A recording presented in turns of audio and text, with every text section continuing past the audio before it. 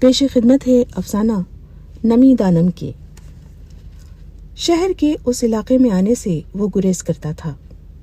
کافی بھیڑ ہوتی تھی، اکثر ٹریفک جام ہو جاتا، سواریاں رینگنے لگتیں۔ شہر کا مرکزی ریلوے اسٹیشن بھی اسی علاقے میں تھا۔ اسٹیشن پر تو حیدرآباد کے بورڈ لگے تھے، لیکن وہ نامپلی کہلاتا تھا۔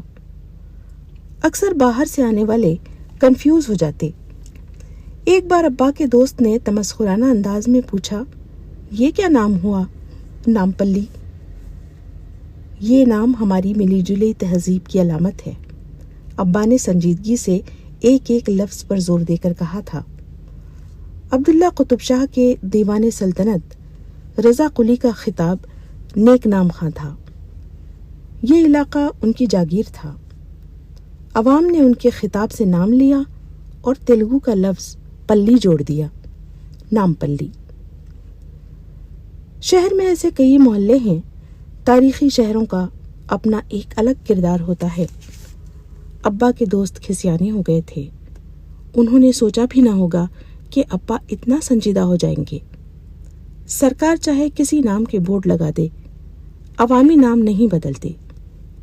سراہے سے وہ درگاہ کے راستے پر مڑ گیا۔ بے پناہ ہجوم تھا۔ دونوں جانب لاج تھے، معمولی درجے کی ہوٹلیں۔ چائے کے علاوہ لقمی کباب، سموسے، عثمانیہ بسکٹ، چاول کے ساتھ دال فری ملتی تھی۔ دوسری جانب آٹو رکشہ کے ریپیئرنگ سینٹر تھے۔ یہاں ڈینٹنگ کی جاتی تھی، نمبر پلیٹیں بنائی جاتی۔ اکثر ڈرائیور آٹو کے عقبی حصے پر اپنے ذوق کا کوئی شعر لکھوا لیتے، کچھ ماں کی دعا پر ہی اکتفا کر لیتے۔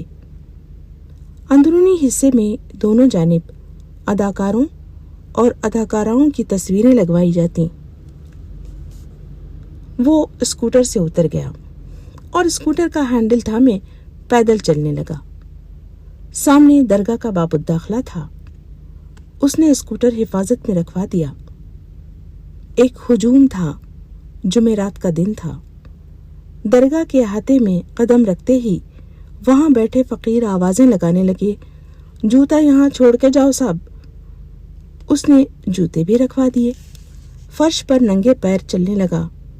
بڑا تکلف ہو رہا تھا، بڑا گندا فرش تھا۔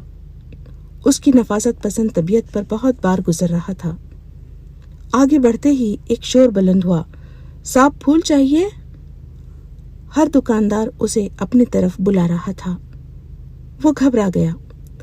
مجھے حضرت قبلہ سے ملنا ہے، اس نے ایک شخص سے کہا۔ اس نے عجیب نظروں سے اس کی طرف دیکھا۔ انہوں تو مغرب کے بعد ہی ملیں گے، آپ پہلے پھولاں چڑھا کے آئیے۔ اس نے اس کے ہاتھوں میں پورا پیکج تھما دیا، اگربتیاں، نقل کا پیکٹ، پھولوں کی چادر۔ جتنے پیسے اس شخص نے مانگے اس نے دے دیے۔ مزار کے اطراف کافی لوگ تھے، ہر مذہب کے افراد تھے۔ پورا احاطہ عود اور لوبان کی خوشبو سے مہک رہا تھا۔ مزار کے قریب کھڑے باریش آدمی نے وہ ساری چیزیں لے لیں، مزار پر چادر چڑھا دی، اگربتیاں سلگا دیں۔ وہ ایک طرف چپ چاپ کھڑا رہا۔ کچھ لوگ بڑی عقیدت سے فاتحہ پڑھ رہے تھے، کچھ لوگ مزار کا غلاف ذرا سا ہٹا کر ماتھا ٹیک رہے تھے۔ اس نے دعا کے لیے ہاتھ اٹھا دیے، آنکھیں موند لیں، مجھے مکان واپس دلوا دیجیے۔ یہی ایک جملہ وہ بار بار دہرانے لگا۔ قریب سے اذان کی آواز آئی۔ اس نے آنکھیں کھولیں۔ تبرک لے لو میاں۔ بارش آدمی نے نقل کا کھلا ہوا پیکٹ اور پھول کی پتیاں اسے پکڑا دیں۔ وہ جلدی سے باہر آ گیا۔ اذان کی آواز سن کر وہ سارا ہجوم مسجد میں سمٹ آئے گا، اس نے سوچا، اور تیزی سے مسجد میں داخل ہو گیا۔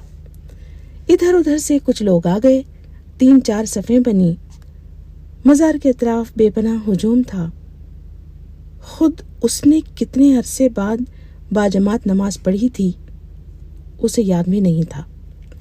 نماز کے بعد اس نے وہی دعا دہرائی، وہ مکان واپس دلوا دیجیے میرے پروردگار، تو دلوں کا حال جانتا ہے مالک۔ اس نے گڑ گڑا کر دعا کی۔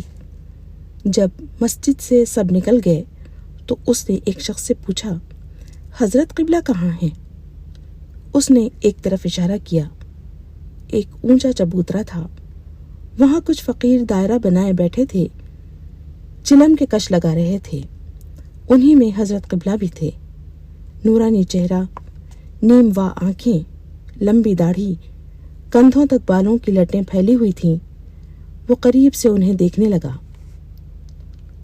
الکل فی الکل، ولایت عبارت از فنا و بقا است، وہ دھیرے دھیرے کہہ رہے تھے۔ وہ سب کسی ذکر میں مصروف تھے۔ حضرت قبلہ نے ایک لمبا کش بھرا، اچانک اٹھ کھڑے ہوئے۔ فقیروں میں سے کوئی نہیں اٹھا۔ ایک طرف تیز قدموں سے چلنے لگے جہاں قوالی ہو رہی تھی۔ قوال عجیب کیفیت میں یہ شعر بار بار دہرا رہا تھا، نمی دانم کے آخر چوں دم دیدار می رقصم، مگر نازم بآں ذوقے کے پیش یار می رقصم۔ قوالی سننے والوں نے ان کے لیے راستہ بنایا۔ وہ اگلی صف میں قوالوں کے روبرو بیٹھ گئے۔ قوالوں نے ادب سے سلام کیا، محفل میں جان پڑ گئی۔ قوالی سننے والوں میں سے کسی پر وجد کی کیفیت طاری ہو جاتی، وہ جھومنے لگتا۔ حضرت قبلہ کا ہاتھ چھوا کر قوالوں کو نذرانہ پیش کیا جا رہا تھا۔ وہ وہیں بیٹھ کر حضرت قبلہ کے اٹھنے کا انتظار کرنے لگا۔ کافی رات تک قوالی چلتی رہی۔ حضرت قبلہ اٹھے تو ان کے پیچھے مریدوں کا حلقہ بھی چلا۔ وہ تیز قدموں سے چلتے ہوئے اپنے مکان میں چلے گئے۔ وہ منہ دیکھتا رہ گیا۔ ذہن پر عجیب سے اثرات تھے، ایک کھوئی کھوئی سی کیفیت تھی۔ بیوی نے دروازہ کھولا، بہت دیر کر دی۔ وہاں اس کا موڈ دیکھ کر بیوی نے کچھ نہ کہا۔ کھانا کھائیں گے؟ ہاں۔ اس نے تبرک کا پیکٹ میز پر رکھ دیا۔ بیوی کھانا گرم کرنے چلی گئی۔ منہ ہاتھ دھو کر وہ ڈائننگ ٹیبل پر آ گیا۔ کیا ہوا؟ ملاقات ہوئی؟ اس کی ماں نے سوال کیا۔ نہیں، بڑا عجیب ماحول ہے، کبھی کسی درگاہ پر حاضری نہیں دی نا۔ اس نے ماں کو ایک ایک تفصیل بتائی۔ وہ بڑی توجہ اور عقیدت سے سنتی رہیں۔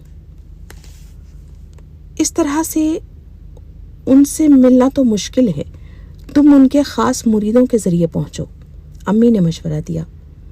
امی سیدانی تھیں، نانا بہت بڑے عالم دین تھے۔ امی کو سیدانی ہونے پر ناز تھا اور ابا کو مغل ہونے پر۔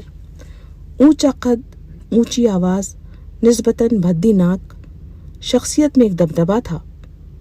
وہ کہتے تھے ان کے آبا و اجداد اورنگزیب کی فوج کے ساتھ دکن آئے تھے۔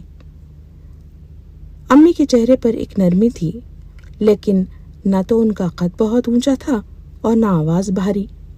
پھر بھی دکن کے سانولے لوگوں سے وہ الگ تھا، لیکن انہوں نے خود کو کبھی مقامی لوگوں سے برتر نہیں سمجھا اور نہ ابا کی طرح تیموری نسل ہونے پر فخر کیا۔ اب تو بابر کی اولاد ایک گالی بن گئی ہے۔ تاناشاہ جیسے خدا ترس نفیس بادشاہ سے منسوب لفظ تاناشاہی منفی معنوں میں استعمال ہونے لگا ہے۔ مسخ شدہ تاریخ لفظوں کو کیسے بے حرمت کر دیتی ہے، اس نے سوچا۔ بیٹا، مایوس نہیں ہوتے، امی نے اسے سوچ میں غرق دیکھ کر کہا۔ کوئی نہ کوئی صورت نکل آئے گی۔ کھانے کے بعد وہ لیٹ گیا۔ کیا ہوا؟ اس کی بیوی نے پوچھا۔ ملاقات نہیں ہو پائی؟ بڑا عجیب ماحول ہے۔ پھر کیا سوچا؟ اگلی جمعرات دوبارہ جاؤں گا۔ یعنی ایک ہفتہ بعد؟ کل ہی کیوں نہیں چلے جاتے؟ دیکھوں گا، اس نے اکتائے ہوئے لہجے میں کہا۔ اس کی بیوی کو ہر کام کی جلدی ہوتی تھی۔ اس کی آنکھوں سے نیند اڑ گئی۔ اس نے کبھی کچھ پانے کے لیے جدوجہد نہیں کی تھی۔ زندگی میں جو مل گیا اسی پر قناعت کر لی۔ ابھی اس نے میٹرک ہی پاس کیا تھا کہ ابا کا اچانک انتقال ہو گیا۔ ابا پروفیسر تھے، بہت بڑا کوارٹر تھا۔ اپنا ذاتی مکان کرائے پر اٹھا کر وہ یونیورسٹی کوارٹرز میں آ گئے تھے۔ ابا کی موت کے بعد اسے ملازمت دی گئی۔ اپنی تعلیمی قابلیت کی بنیاد پر وہ کلرک بن گیا۔ وہ بڑے کوارٹر سے چھوٹے کوارٹر میں آ گئے۔ اس بنگلے کے بڑے سے صحن میں امی نے امرود، آم، انار اور لیموں کے پیڑ لگائے تھے۔ ہر موسم میں ترکاریاں بھی اگاتیں۔ گلاب کی کیاریاں، چمیلی اور جوہی کی بیلیں بھی تھیں۔ اس چھوٹے سے کوارٹر میں امی نے ایک پودا بھی نہیں لگایا۔ سب کچھ بدل گیا۔ لوگوں کی نظریں، معیار زندگی، دوست، رشتہ دار، ملنے جلنے والے۔ زندگی میں کوئی رومانس نہیں، مستقبل سنوارنے کا کوئی بڑا خواب نہیں۔ امی نے شادی کر دی۔ اپنی بیوی سے اسے کوئی شکایت نہیں تھی، اچھی لگتی تھی وہ۔ شادی کے 1 برس بعد ایک لڑکا، دوسرے برس ایک لڑکی۔ قدرت نے خود ہی فیملی پلاننگ کر دی۔ بچوں کی بہتر پڑھائی کے لیے بڑے اسکولوں کے چکر کاٹنے نہیں پڑے۔ ڈونیشن کے لیے قرض نہیں لیا۔ یونیورسٹی کے اسکول میں داخلہ دلوا دیا۔ جس نے جیسا پڑھ لیا۔ لڑکی نے انٹر پاس کیا تو امی نے کہا کہ اس کی شادی کر دی جائے۔ لڑکی خوبصورت تھی۔ ایک خوشحال گھرانے کے انجینئر سے شادی ہو گئی۔ اپنے میاں کے ساتھ خوش تھی۔ لڑکے نے گریجویشن کے بعد خلیجی ملک جانے کی خواہش کی۔ پروویڈنٹ فنڈ سے قرض لے کر اسے بھیج دیا۔ ملازمت کے بعد اس کی بھی شادی کر دی۔ وہ اپنی بیوی کے ساتھ وہیں رہتا تھا۔ شاید بچت نہیں ہوتی تھی، اس لیے وہ پیسہ بھی نہیں بھیجتا تھا۔ اس نے کبھی مطالبہ بھی نہیں کیا۔ کبھی اس کی بیوی اپنے بیٹے سے کاسمیٹکس اور دوسری چیزیں منگوا کر وہ ارمان پورے کر لیتی جو وہ جوانی میں نہ کر سکی تھی۔ آج کل باقاعدگی سے بیوٹی پارلر جانے لگی تھی۔ زندگی کے مراحل آسانی سے طے ہو گئے۔ کوئی بڑا مسئلہ، کوئی سنگین بیماری، کوئی ایڈونچر، کوئی بڑا خواب، کچھ نہ تھا۔ زندگی جس حال میں ملی اس نے قبول کر لی۔ اب ایک پیچیدہ مسئلہ سامنے تھا۔ اگلے برس اس کا ریٹائرمنٹ تھا۔ اب یونیورسٹی کوارٹرز کو چھوڑ کر شہر میں رہنا پڑے گا۔ آبائی مکان پر کرایہ دار قابض تھا۔ ابا نے وہ مکان کرائے پر اٹھایا تھا۔ اب ان کی دوسری یا تیسری نسل اس گھر میں تھی۔ ابا کی زندگی میں تو وہ لوگ قانون کے مطابق کرائے میں اضافہ بھی کرتے رہے اور کرایہ بھی پہنچاتے رہے، لیکن ادھر چند برسوں سے انہوں نے کرایہ بڑھانا چھوڑ دیا۔ مکان خالی کرنے کے لیے کہا گیا تو وہ ہٹ دھرمی پر اتر آئے، کرایہ دینا بند کر دیا۔ اس نے اپنے ہر دوست سے مشورہ کیا۔ ایک طریقہ تو یہ تھا کہ وہ کیس کر دیتا، لیکن برسوں مقدمہ چلتا، پیسہ بھی کافی خرچ ہو جاتا۔ غنڈوں سے کام لیا جا سکتا تھا، لیکن غنڈے بھی سمجھوتے کے نام پر کافی پیسہ اینٹھ لیتے، یا اسے کمزور دیکھ کر خود قابض ہو جاتے، یا وقت بے وقت پیسوں کا مطالبہ کرنے لگتے۔ سیاستدانوں کا اثر رسوخ استعمال کیا جا سکتا تھا، لیکن وہ تو غنڈوں سے بھی زیادہ خطرناک ہوتے ہیں۔ کئی بار اس نے کرایہ داروں کو سنجیدگی سے سمجھانے کی کوشش کی۔ وہ کہتے تھے کہ وہ خود ہی مکان خرید لیں گے، لیکن قیمت وہ نہیں دینا چاہتے تھے جو مارکیٹ کی قیمت ہے۔ اس کی سمجھ میں کچھ نہیں آ رہا تھا۔ جیسے جیسے وظیفے کے دن قریب آتے جا رہے تھے، پریشانی بڑھتی جا رہی تھی۔ شہر میں کرائے کا گھر لینا اور اس کا کرایہ ادا کرتے ہوئے زندگی گزارنا مشکل تھا۔ اپنے ذاتی مکان کا حصول زندگی کا سب سے بڑا مسئلہ بن کر سامنے آئے گا، اس نے کبھی سوچا نہ تھا۔ اس کا ڈپریشن بڑھتا جا رہا تھا۔ کبھی اسے محسوس ہوتا جیسے وہ اپنا ذہنی توازن کھو دے گا۔ کسی نے اسے بتایا کہ اس کا کرایہ دار اس درگاہ کے مرشد کا بہت بڑا معتقد ہے۔ اس نے سوچا وہ حضرت قبلہ کے سامنے مسئلہ رکھے گا، ممکن ہے وہ ان کی بات مان لے، لیکن آج کا ماحول دیکھ کر وہ گھبرا گیا۔ حضرت قبلہ سے ملنا آسان نہ تھا۔ دوسرے روز پھر درگاہ پہنچا۔ کل کی طرح ہجوم نہ تھا۔ پھول والوں نے اسے دیکھ کر ویسا ہی شور مچایا۔ اس نے پھول خریدے، پھول چڑھائے، فاتحہ پڑھی۔ آج کم لوگ تھے، نہ فقیر دائرہ بنائے بیٹھے تھے، نہ قوالی ہو رہی تھی۔ اس نے حضرت قبلہ کے بارے میں پوچھا۔ اس کو ان کے گھر پہنچا دیا گیا۔ دالان میں مخصوص لوگ تھے جہاں وہ بیان فرما رہے تھے۔ وہ دروازے میں جوتوں کے قریب بیٹھ گیا۔ علم دو ہیں، ایک علم ظاہر ہے جو مخلوق پر اللہ کی محبت ہے، اور دوسرا علم باطن ہے جو علم نافع ہے۔ صوفیہ اس بات کا خیال رکھتے تھے کہ علم کا اظہار عام لوگوں پر نہ کیا جائے۔ کم فہم لوگ غلط فہمیاں پھیلاتے ہیں۔ سالک جب تک کسی شیخ طریقت کا دامن نہ پکڑے اور حواس باطنی کو ترقی دے کر عالم روحانی کی طرف اپنے کو رجوع نہ کرے اور ما سوا اللہ قطع تعلق کر کے ارادت اختیار نہ کرے، یہ علم اسے حاصل ہونے کا نہیں۔ وہ سر جھکائے سنتا رہا۔ اذان کے ساتھ بیان ختم ہوا۔ وہ حضرت قبلہ سے ملنے کی ہمت بھی نہ کر سکا۔ بعض لوگوں نے عجیب نظروں سے دیکھا، لیکن کچھ پوچھا نہیں۔ نماز کے بعد وہ بے مقصد گھومتا رہا۔ امی، میری سمجھ میں کچھ نہیں آتا۔ اس نے ماں سے مرشد کی باتیں سنائیں۔ یہ سب تصوف کی باتیں ہیں۔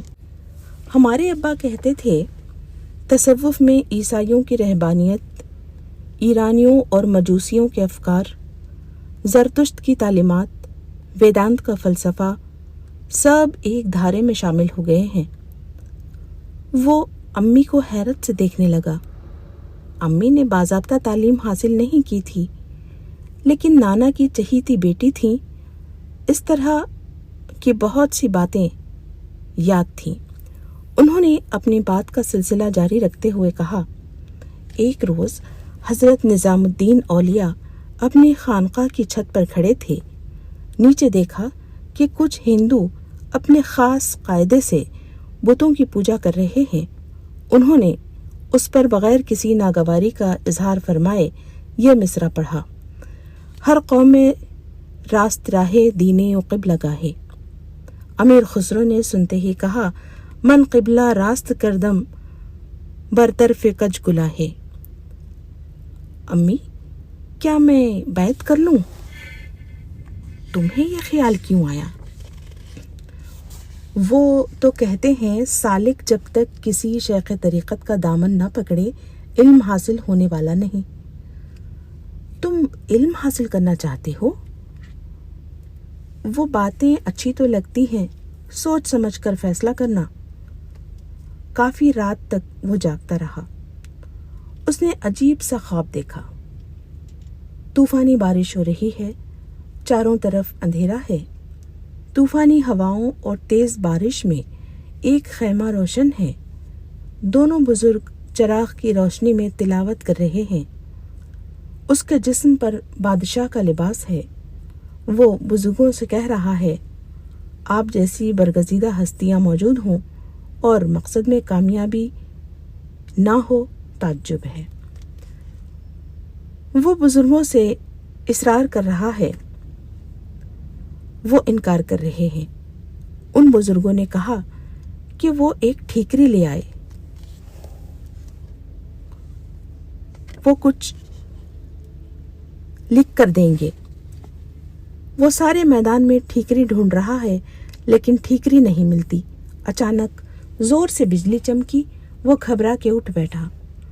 اس کا دل زور زور سے دھڑکنے لگا، حواس بحال ہوئے۔ اب ایسے خواب ہی نہیں آتے جن سے بشارتیں ہوں۔ آفس سے وہ سیدھا درگاہ چلا گیا۔ آخری کنارے پر اس نے اپنی جگہ بنا لی تھی جہاں اس پر حضرت قبلہ کی نظر پڑ سکتی تھی۔ وہ چپ چاپ بیٹھ گیا۔ حضرت قبلہ نے اس کی موجودگی کو شاید محسوس ہی نہیں کیا۔ بیت، وہ کہہ رہے تھے، کیا تمہیں کربلا یاد نہیں؟ وہ کتنا خوفزدہ ہو کر دعا کرتے تھے کہ وہ ہمارے فرزندوں کو قتل کرتے ہیں اور ان کی عورتوں کو چھوڑ دیتے ہیں۔ ہم نہیں جانتے کہ اس انجام گاہ میں ہماری صبح ہماری شام کے مقابلے میں کیا حقیقت رکھے گی۔ ہم خدا کی نعمتوں پر شکر بجا لاتے ہیں اور اس کی ڈالی ہوئی مصیبتوں پر صبر کرتے ہیں۔ کبھی کسی مصلحت کے لیے بیعت مت کرو جب تمہارا دل نہ چاہے۔ دل کیا ہے؟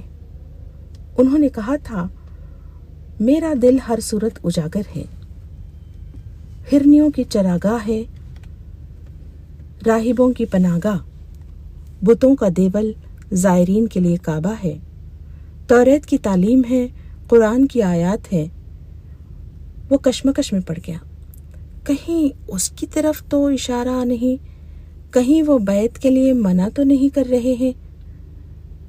آج بھی وہ اپنی بات کرنے کی ہمت نہ کر سکا۔ کتنے جمعرات آئے، جمعہ آئے اور چلے گئے، نہ بیعت ہوئی، نہ کبھی وہاں وہ کرایہ دار نظر آیا، لیکن وہ روزانہ وہاں جانے کا عادی ہو گیا۔ اسکوٹر والا چپ چاپ اسکوٹر رکھ لیتا، وہ مخصوص فقیر جوتوں کی حفاظت کرتا، پھول والا پہلے سے اس کا پیکٹ تیار کر دیتا۔ وہاں سب اسے اچھی طرح جاننے لگے تھے۔ اس نے خود کو حالات پر چھوڑ دیا۔ وہ اب حضرت قبلہ سے اپنا مدعا بیان نہیں کرے گا۔ اس فیصلے کے بعد اسے اس تذبذب سے چھٹکارا مل گیا تھا جس میں وہ ان کے سامنے بیٹھتے ہی مبتلا ہو جاتا تھا۔ ان دنوں ایک سکون سا محسوس ہونے لگا تھا۔ حضرت قبلہ ہمیشہ یہی کہا کرتے تھے، غیب کا علم صرف عالم الغیب کو ہے، کسی اور کو نہیں۔ امی کو بزرگان دین کی دعاؤں پر پورا یقین تھا۔ بیٹے، دعا کے لیے کہو، اللہ نیک بندوں کی دعائیں سنتا ہے۔ امی نے گولکنڈہ کی فتح کا پورا قصہ پھر سے سنایا۔ بادشاہ دونوں بزرگوں کے آگے سر جھکائے کھڑا ہے۔ انہوں نے اس سے ایک ٹھیکری منگوائی ہے، اس پر کوئلے سے کچھ لکھا اور کہا وہاں لنگر خانے کے پاس ایک چمار بیٹھا ہے، اس کو دے کر جواب لے آؤ۔ اس خطرناک طوفانی رات میں بادشاہ ٹھیکری لے کر چمار کے پاس پہنچا۔ چمار نے ٹھیکری واپس کر دی۔ اس نے وہ ٹھیکری بزرگوں کی خدمت میں پیش کی۔ بزرگوں نے مایوسی سے کہا، اب کچھ نہیں ہو سکتا۔ بادشاہ گڑ گڑانے لگا۔ دونوں نے اس کے شدید اصرار پر اسی ٹھیکری پر رک رک کر کچھ لکھا اور کہا اسی چمار کو دے آؤ۔ بادشاہ پھر چمار کے پاس پہنچا، ٹھیکری دی۔ چمار کی آنکھیں غیظ و غضب سے سرخ ہو گئیں۔ وہ بار بار اس تحریر کو پڑھتا رہا اور بڑبڑاتا رہا۔ چمار جذبات سے مغلوب ہو کر کانپنے لگا۔ اس کے ہاتھ سے ٹھیکری چھوٹ گئی۔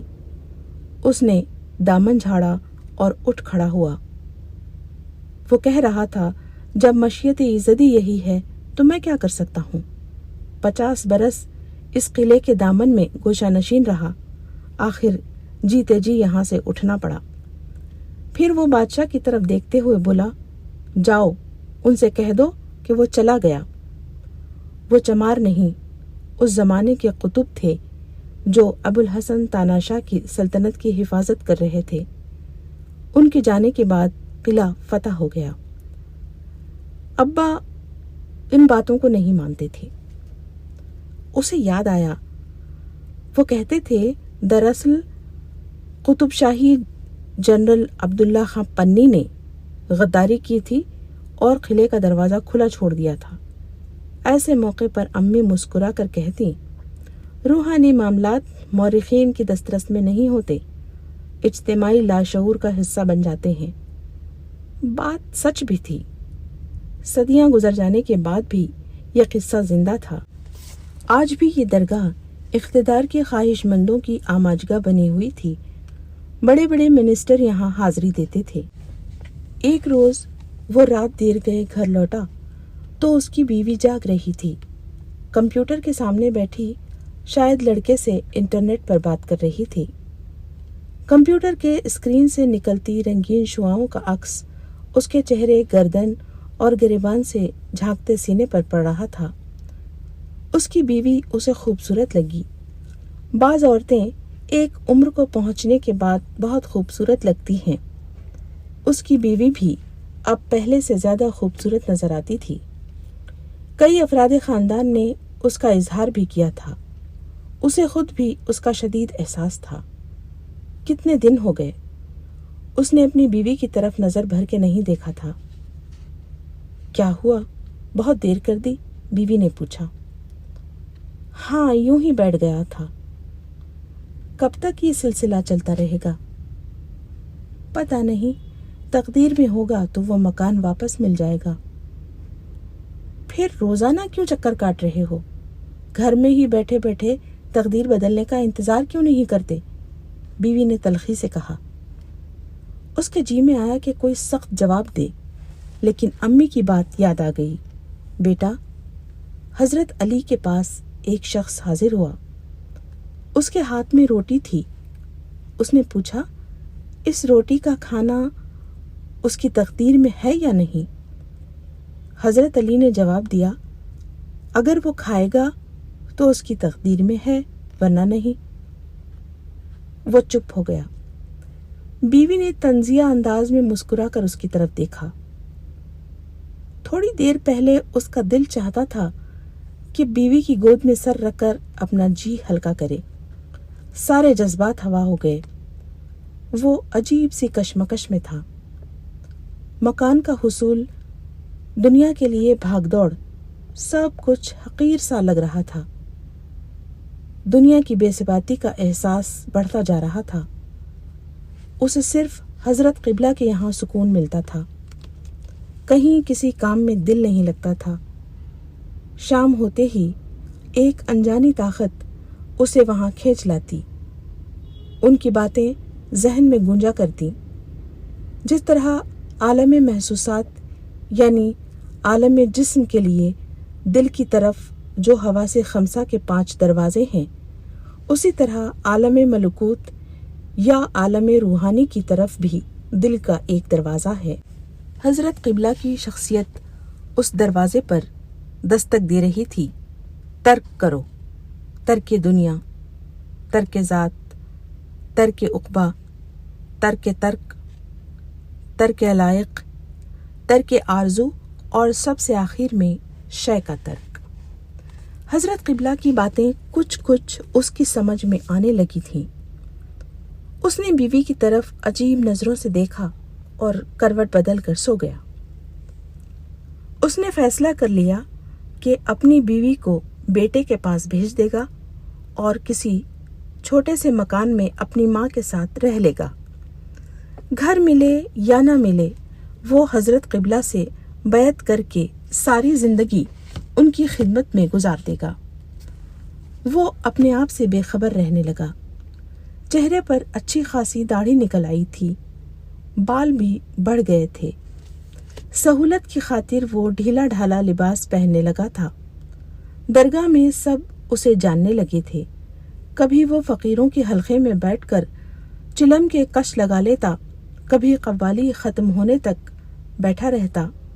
نہ اس نے کبھی حضرت قبلہ سے اپنا مدعا بیان کیا، نہ انہوں نے کبھی اس کی جانب توجہ کی۔ طرح طرح کے لوگ ان سے ملنے آتے، اپنی حاجتیں بیان کرتے، ان سے دعا کرنے کے لیے کہتے، لیکن وہ حالات پر قانع و صابر ہو گیا۔ ان تبدیلیوں کے باوجود اس کی طبیعت میں نفاست تھی۔ داڑھی اور سر کے بال تراشا کرتا، لباس صاف ستھرا اور خوشبو میں بسا ہوا۔ خاندان بھر میں اور دوستوں میں یہ بات مشہور ہو گئی تھی کہ وہ فقیروں جیسا ہوتا جا رہا ہے۔ اسے کسی کی باتوں کی پرواہ نہیں تھی۔ ایک دن روز کی طرح وہ حضرت قبلہ کی خدمت میں پہنچا تو وہ کہہ رہے تھے، فقیر وہ ہے جس کے پاس کوئی چیز نہ رہے، اور اگر اس وقت ہے تو پھر نہ رہے۔ وہ حاجت مند بھی نہ ہو، جو کچھ اسے نصیب ہو اسی پر قناعت کرے۔ خدا سے طلب کرنے کی ممانعت ہے، یہاں تک بوقت مرگ وہ جنت کی دعا نہ کرے۔ اس کی سب سے افضل دعا ہے اے اللہ مجھے مسکین زندہ رکھ، مسکین کی موت دے اور مسکینوں کے ساتھ قیامت میں اٹھا۔ ادھر دیکھو، انہوں نے خلا میں گھورتے ہوئے کہا۔ ان کے ایک ہاتھ میں پانی کا لوٹا ہے، دوسرے ہاتھ میں جلتی مشل۔ وہ دوزخ کو ٹھنڈا اور جنت کو جلا ڈالنا چاہتی ہیں، اس لیے کہ گناہ یا نیکی کا تصور خوف و لالچ کے زیر اثر نہ رہے۔ محفل برخاست ہو گئی، سب کھڑے ہو گئے۔ حضرت قبلہ نے اسے اشارے سے روکا۔ وہ ٹھہر گیا، دل زور زور سے دھڑک رہا تھا، پتہ نہیں کیا خطا ہو گئی۔ سب کے سب ایک ایک کر کے باہر نکل گئے، حضرت قبلہ رہ گئے۔ انہوں نے اسے قریب بلایا، اسے سینے سے لگا کر بھینچا، پشت تھپ تھپائی۔ اس کی آنکھوں سے آنسو رواں ہو گئے، جیسے خشک تڑخی ہوئی زمین پر پانی کی بوندیں گری ہوں۔ سوندھی سی خوشبو پھیل گئی، جیسے قلعے کی پرانی فصیل کو چیر کر بڑ کا درخت باہر نکل آیا ہو۔ وہ کپ کپانے لگا۔ وہاں سے نکل کر وہ سیدھے گھر کی طرف گیا۔ پاؤں زمین پر نہیں پڑ رہے تھے، جیسے وہ تیر رہا ہو۔ کوئی قوت اس سے گھر کی جانب ڈھکیل رہی تھی۔ وہ اسی کیفیت میں گھر پہنچا۔ اس کی بیوی نے پرجوش انداز سے اس کا استقبال کیا۔ آج تو کمال ہو گیا، یہ دیکھیے، یہ دیکھیے۔ اس کی بیوی خوشی کے مارے چیخ پڑی۔ ہمارے گھر کی چابی! کرایہ دار نے ہمارا گھر خالی کر دیا اور یہ چابی دے گیا، کمال ہو گیا ہے نا؟ اس نے خالی نظروں سے بیوی اور ماں کی طرف دیکھا۔ وہ لوگ کچھ کہہ رہے تھے، اسے کچھ سنائی نہیں دے رہا تھا۔ نہ خوشی کی کیفیت تھی، نہ حیرت کی۔ وہاں تو کچھ بھی نہ تھا، ایک خلا۔ سینے میں دل کی جگہ کوئی ہلکی پھلکی شے تھی، دھواں، روئی کا گالا، کوئی ملائم شے جو تیزی سے پگھل رہی تھی۔ اس کی آنکھیں ڈبڈبا گئیں، کچھ نظر نہیں آ رہا تھا۔ کان سائیں سائیں کر رہے تھے، جیسے ایک شور تھما ہو۔ وہ اوپر ہی اوپر اٹھتا چلا جا رہا تھا۔ اے اللہ مجھے مسکین زندہ رکھ۔ اس کے منہ سے بے اختیار نکلا اور آنسو بہنے لگے۔